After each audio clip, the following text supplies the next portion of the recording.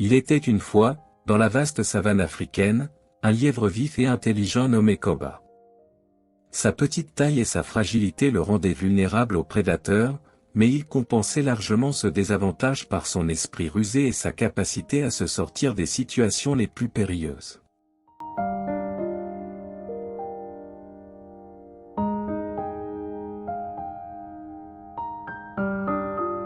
Parmi tous les animaux de la savane, il y avait une hyène nommée Manda. Gourmande et paresseuse, elle préférait tromper et voler plutôt que chasser ou chercher sa propre nourriture.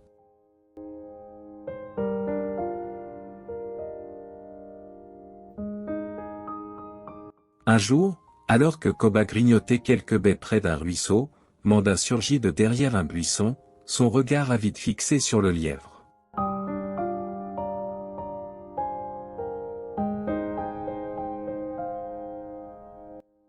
Petit lièvre, donne-moi ces baies, sinon je te croque, grogna-t-elle d'une voix menaçante.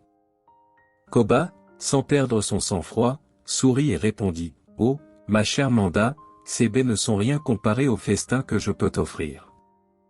Si tu me laisses partir, je te guiderai jusqu'à un endroit où il y a de la nourriture en abondance. »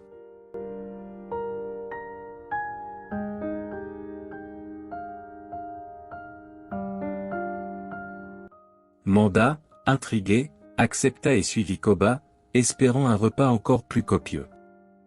Le lièvre la mena jusqu'à une grande termitière.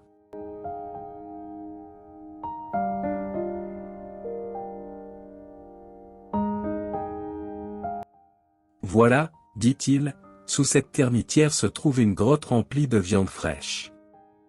Mais pour l'ouvrir, il faut chanter une incantation magique. Seul un animal à la voix forte peut le faire, et tu es parfaite pour cela.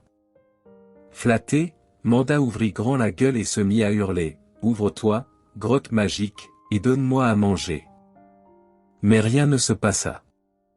Koba secoua la tête, « Non, non, ce n'est pas assez fort. Il faut crier encore plus fort. » Manda hurla encore plus fort, si fort que toute la savane put l'entendre. Alertés par ces cris, les autres animaux et surtout le lion, roi des animaux, accoururent. Voyant la hyène gesticuler devant la termitière, le lion rugit. « Que fais-tu ici, Manda ? Tu réveilles toute la savane avec tes hurlements. » Manda, prise au piège, tenta de s'expliquer, mais Koba s'était déjà éclipsé en ricanant. La hyène fut réprimandée et dut fuir pour éviter la colère du lion.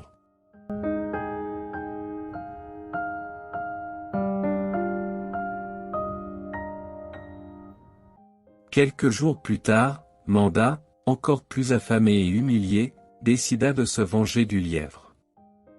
Elle le retrouva et lui dit, « Cette fois, tu ne m'échapperas pas. Je vais t'avaler d'un seul coup. » Koba, imperturbable, lui répondit, « Très bien, mais avant, laisse-moi te raconter un secret. » Curieuse, Manda hocha la tête. Koba poursuivit, « Savais-tu que les lièvres possèdent un os magique qui donne une force surhumaine à celui qui le croque? Mais il faut le manger cru et entier. Si tu me mords sans faire attention, tu perdras cette chance. » Manda réfléchit. Si cela était vrai, elle deviendrait la plus puissante de la savane. « Où est cet os magique ? » demanda-t-elle. « Il est caché sous ma patte arrière droite. Il te suffit de me relâcher quelques instants pour que je te le montre. » Aussitôt qu'elle le libéra, Koba s'échappa en bondissant dans les hautes herbes, laissant Manda rugir de rage. Et ainsi, encore et encore, Koba dupait Manda, prouvant que l'intelligence et l'astuce valent mieux que la force brute et la gourmandise excessive. Morale, l'intelligence triomphe toujours de la force brute.